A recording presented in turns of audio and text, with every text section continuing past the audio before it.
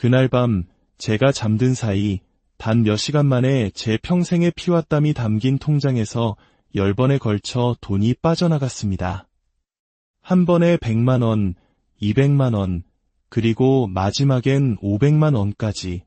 제 모든 것이 사라진 통장에는 단돈 120원만이 남아 있었습니다. 이것은 단순히 돈을 잃은 이야기가 아닙니다. 한평생을 성실하게 살아온 우리 어머니, 우리 할머니 세대가 디지털 세상의 교묘한 함정 앞에서 얼마나 속수무책으로 무너질 수 있는지에 대한 가슴 아픈 기록입니다. 그리고 다시는 누구에게도 이런 비극이 일어나지 않기를 바라는 간절한 외침입니다. 안녕하세요. 저는 얼마 전까지 전북 익산의 작은 읍내에서 슈퍼마켓을 운영하다 지금은 서울의 막내딸 집에서 손주를 돌보며 살고 있는 64살의 평범한 엄마입니다. 제 부끄러운 경험담을 용기 내어 꺼내는 이유는 이 이야기를 통해 단 한 분이라도 저와 같은 아픔을 겪지 않기를 바라기 때문입니다. 제 이야기가 여러분과 여러분의 소중한 부모님을 지키는 작은 방패가 되기를 소망합니다. 저는 남편을 일찍 여의고 오직 새 아이를 키워내는 일에 제 모든 삶을 바쳤습니다. 시골 읍내의 작은 슈퍼마켓이 제 세상의 전부였습니다. 새벽 6시에 가게 문을 열고 해가 져야 비로소 문을 닫는 생활을 25년간 단 하루도 쉬지 않았습니다. 그렇게 번 돈으로 아이들을 가르치고 결혼시키고 남부럽지 않게 키워냈다고 자부했습니다. 제게 스마트폰이나 키오스크 같은 것들은 너무나 멀고 어려운 세상 이야기였습니다. 평생 현금으로 물건을 사고 가끔 농협에 들러 통장에 찍힌 잔고를 확인하는 것이 제가 아는 금융의 전부였으니까요. 그러던 몇 달 전 막내딸의 간곡한 부탁으로 서울로 올라오게 되었습니다. 혼자 계시는 엄마가 마음에 걸리고 맞벌이하느라 바쁘니 손주도 좀 돌봐달라는 딸의 말에 더는 고집을 부릴 수 없었습니다. 사실 제게는 아픈 기억이 있습니다. 몇 해 전 유방암 수술을 받았는데 그때마다 회사를 빼먹고 저를 돌봐주던 딸의 모습이 눈에 밟혔습니다. 진료실 앞에서 제 손을 꼭 잡아주던 그 따뜻한 온기를 저는 평생 잊을 수 없습니다. 이제는 제가 그 은혜를 갚을 차례라고 나도 이제 쓸모있는 엄마, 할머니가 되어야겠다고 다짐했습니다. 서울의 아파트 생활은 모든 것이 낯설었습니다. 버스를 탈 때 교통카드를 찍는 것조차 어색했고 마트에서 휴대폰으로 결제하는 젊은이들이 신기하기만 했습니다. 딸은 종종 제게 스마트폰 사용법을 알려주며 말했습니다. 엄마, 이젠 배우셔야 해요. 요즘은 다 이걸로 해요. 특히 이 QR코드라는 건 꼭 알아두셔야 해요. 하지만 저는 늘 손사래를 쳤습니다. 나는 그냥 종이 영수증이 있어야 마음이 놓인다. 딸은 답답해하면서도 결국 제 속도에 맞춰주곤 했습니다. 그러던 어느 날이었습니다. 딸 부부가 야근으로 늦는 날, 저는 저녁거리를 사러 혼자 재래시장에 갔습니다. 시끌벅적한 시장에 가면 마음이 편안해졌습니다. 단골가게 주인들과 인사를 나누고 값을 깎으며 안부를 묻는 그 시간이 좋았습니다. 그날도 고등어 2마리와 배추 1통, 손주가 좋아하는 바나나, 우유를 사들고 주차장으로 향했습니다. 묵직한 장바구니만큼이나 마음도 든든했습니다. 그런데 제 차에 다다랐을 때 와이퍼 사이에 낯선 노란 종이 한 장이 꽂혀 있는 것을 발견했습니다. 불법 주차 과태료 고지서. 굵은 글씨가 제 심장을 철렁하게 만들었습니다. 분명 주차선 안에 잘 세웠는데 내가 뭘 잘못했나? 머릿속이 복잡해졌습니다. 종이를 자세히 들여다보니 도로교통법제 32조 위반, 자진 납부 시 20% 감경 같은 문구와 함께 위쪽에는 선명한 경찰청 마크까지 찍혀 있었습니다. 글씨체부터 용어까지 누가 봐도 진짜 공문서였습니다. 저는 종이가 더 익숙한 세대입니다. 눈앞에 놓인 종이 고지서를 의심할 이유가 없었습니다. 괜히 늦게 내서 가상금까지 물면 어떡하지? 바쁜 딸이나 사위에게 말하면 또 신세 지는 것 같아 미안한데. 그래, 이건 내가 해결하자. 그때 눈에 들어온 것이 종이 하단에 인쇄된 큼직한 QR코드였습니다. 옆에는 모바일 간편 납부 가능이라고 쓰여 있었죠. 이참에 나도 딸이 가르쳐준 QR코드를 한번 해보자. 저는 주머니에서 스마트폰을 꺼내 카메라를 켰습니다. 엄마, 그냥 카메라로 비추기만 하면 돼요. 딸의 목소리가 귓가에 맴도는 듯했습니다. QR코드를 비추자 화면에 링크가 떴고 클릭하니 교통민원 24불라는 익숙한 이름의 홈페이지가 나타났습니다. 동사무소에서 들어본 적 있는 이름에 파란색 메뉴와 경찰청 로고까지 보이니 저는 완전히 믿어버렸습니다. 화면의 안내에 따라 제 이름과 차량 번호를 입력했습니다. 그러자 정확한 조회를 위해 전용 애플리케이션 설치가 필요합니다라는 창이 떴습니다. 저는 그 순간에도 아무것도 의심하지 못했습니다. 늘 딸이 은행 앱을 설치해주며 했던 말이 떠올랐기 때문입니다. 엄마, 앱 설치는 은행 정보를 담는 새 집을 짓는 거랑 같아요. 그냥 확인 버튼만 누르면 돼요.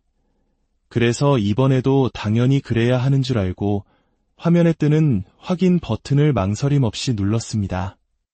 중간에 출처를 알 수 없는 앱입니다. 설치하시겠습니까? 라는 경고 문구가 잠깐 떴지만 그것이 위험 신호라는 것조차 알지 못했습니다. 그저 다음 단계로 넘어가기 위한 절차라고 생각했습니다. 앱은 금세 설치되었고 파란 방패 모양의 교통 이파인이라는 아이콘까지 생겼습니다. 오히려 모든 것이 너무나 그럴듯해서 마음이 놓였습니다.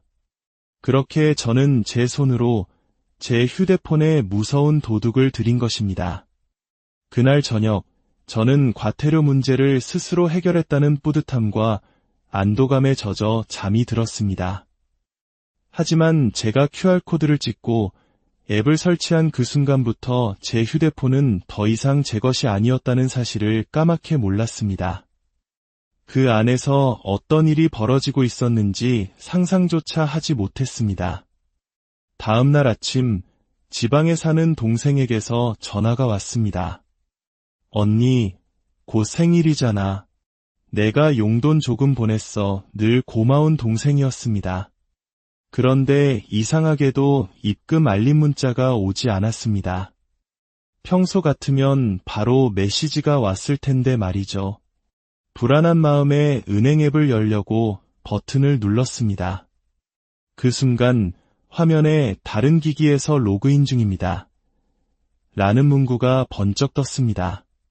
심장이 쿵 하고 내려앉았습니다. 다른 기기라니? 내가 쓰고 있는데 무슨 다른 기기야? 몇 번이고 다시 눌러봤지만 앱은 열리지 않고 화면이 멈췄다 꺼지기를 반복했습니다. 등줄기에서 식은땀이 흘렀습니다. 뭔가 아주 크게 잘못되었다는 불길한 예감이 온몸을 휘감았습니다. 저는 딸 부부에게 차마 말을 꺼내지 못했습니다. 별일 아닐 거라는 신락 같은 희망, 그리고 괜한 걱정을 끼치고 싶지 않은 마음에 다음날 아침 혼자 은행으로 향했습니다. 창구에 앉아 떨리는 손으로 통장을 내밀며 말했습니다. 계좌 잔액 확인 좀 해주세요. 직원은 잠시 모니터를 보더니 말없이 자리에서 일어나 출력물 한 장을 들고 왔습니다. 그 종이에 찍힌 숫자들을 보는 순간 세상이 멈췄습니다. 제가 잠든 사이 자정을 넘긴 시각까지 무려 10번의 이체 기록이 찍혀 있었습니다. 100만원, 200만원, 500만원. 평생을 아끼고 모은 제 피 같은 돈 3천만 원이 흔적도 없이 사라져 있었습니다. 통장의 마지막 잔액은 고작 120원이었습니다. 눈앞이 하얘지고 손이 떨려 종이 한 장 제대로 붙잡을 수가 없었습니다. 고객님, 요즘 이런 사기가 많습니다. 혹시 최근에 뭘 설치하신 건 없으세요? 직원의 조심스러운 질문에 시장 주차장의 그 노란 종이가 섬광처럼 머릿속을 스쳐 지나갔습니다. 다리에 힘이 풀려 그 자리에 주저앉고 말았습니다. 결국 은행 직원의 도움으로 딸에게 연락이 닿았고 우리는 곧장 경찰서로 향했습니다. 담당 형사는 이런 수법을 큐싱, 즉 QR코드와 피싱의 합성어라고 설명해 주었습니다. 주차된 차량, 공유 킥보드, 심지어 택배 부재중 스티커까지 사람들의 불안한 마음을 교묘하게 파고들어 QR코드를 찍게 만들고 진짜처럼 만든 가짜 앱을 설치하게 유도해 개인정보와 금융정보를 통째로 훔쳐가는 최신 수법이라는 것이었습니다. 경찰서를 나오는 길, 딸은 아무 말 없이 제 손을 꼭 잡아주었습니다. 그리고는 저를 근처 휴대폰 매장으로 데려갔습니다. 엄마, 괜찮아. 엄마만 안 다치셨으면 됐어. 얼마나 놀라셨을까. 저를 탓하지 않고 오히려 따뜻하게 안아주는 딸 앞에서 저는 끝내 무너져 내렸습니다. 그날 밤 새로 산 휴대폰을 손에 쥐고 누웠지만 잠을 이룰 수 없었습니다. 내가 왜 그 종이를 찍었을까? 왜 아무 생각 없이 앱을 깔았을까? 수십 번, 수백 번 스스로를 탓했습니다. 며칠 동안은 밥도 제대로 넘기지 못했습니다. 제 어리석음이 평생을 바쳐 이룬 모든 것을 앗아간 것만 같아 숨을 쉴 수가 없었습니다. 하지만 시간이 조금 지나자 다른 생각이 들었습니다. 이런 실수는 나만 하는 게 아닐 거야. 분명 나와 같은 또 다른 누군가가 이 함정에 빠질 수 있겠구나. 그래서 저는 이 부끄러운 이야기를 세상에 꺼내기로 결심했습니다. 여러분, 그리고 여러분의 부모님께 간곡히 부탁드립니다. 이 새로운 디지털 범죄로부터 우리 스스로를 그리고 소중한 가족을 지키기 위해 몇 가지만 꼭 기억해 주십시오. 첫째, 출처가 불분명한 QR코드는 절대로 찍지 마십시오. 주차 위반 고지서, 택배 안내문 등 공공기관이나 공식업체를 사칭하는 경우라도 일단 의심부터 해야 합니다. 공식 고지서는 절대 QR코드를 통해 앱 설치를 유도하지 않습니다. 둘째, 만약 QR코드를 찍었다면 연결되는 인터넷 주소가 공식적인 주소가 맞는지 반드시 확인하십시오. 조금이라도 이상하면 즉시 창을 닫아야 합니다. 셋째, 어떤 경우에도 출처를 알 수 없는 앱은 설치하지 마십시오. 스마트폰이 보내는 경고 메시지를 절대로 무시해서는 안 됩니다. 만약 저처럼 이미 실수로 앱을 설치했다면 아직 늦지 않았습니다. 즉시 비행기 모드를 켜거나 와이파이와 데이터를 모두 꺼서 인터넷 연결을 차단해야 합니다. 이것이 범죄자가 내 휴대폰을 원격으로 조종하는 것을 막는 첫 번째 단계입니다. 그 후 즉시 가족이나 주변의 젊은 사람들에게 도움을 요청하고 은행 콜센터에 전화해 지급정지를 신청한 뒤 경찰청 사이버 수사대에 신고해야 합니다. 모든 것을 잃기 전 단 몇 분의 골든타임이 모든 것을 결정할 수 있습니다. 저는 3천만 원이라는 뼈아픈 대가를 치르고서야 이 사실들을 알게 되었습니다. 지금 저는 딸의 도움을 받으며 스마트폰을 처음부터 다시 배우고 있습니다. 아직 서툴고 무섭지만 이제는 모르는 것이 있으면 자존심을 버리고 바로바로 물어봅니다. 혼자 끙끙 앓는 것이 얼마나 위험한지 뼈저리게 깨달았기 때문입니다. 나이가 들수록 나도 할 수 있다는 마음보다 함께 확인한다는 지혜가 더 필요합니다. 부디 이 이야기가 여러분과 여러분의 부모님께 작은 경고등이 되기를 바랍니다. 모르는 QR코드, 모르는 링크, 모르는 앱은 날카로운 칼과 같습니다. 가까이 하지 마십시오. 제 이야기가 단 한 사람이라도 더 지켜낼 수 있도록 지금 이 순간 여러분 곁에 소중한 부모님, 이웃과 함께 나눠주십시오. 이런 새로운 사기가 있대요. 라는 당신의 따뜻한 말 한마디가 누군가의 평생을 지키는 가장 튼튼한 방패가 될 것입니다. 우리 모두가 서로의 지킴이가 되어줄 때 우리는 이 교묘한 세상의 함정들로부터 서로를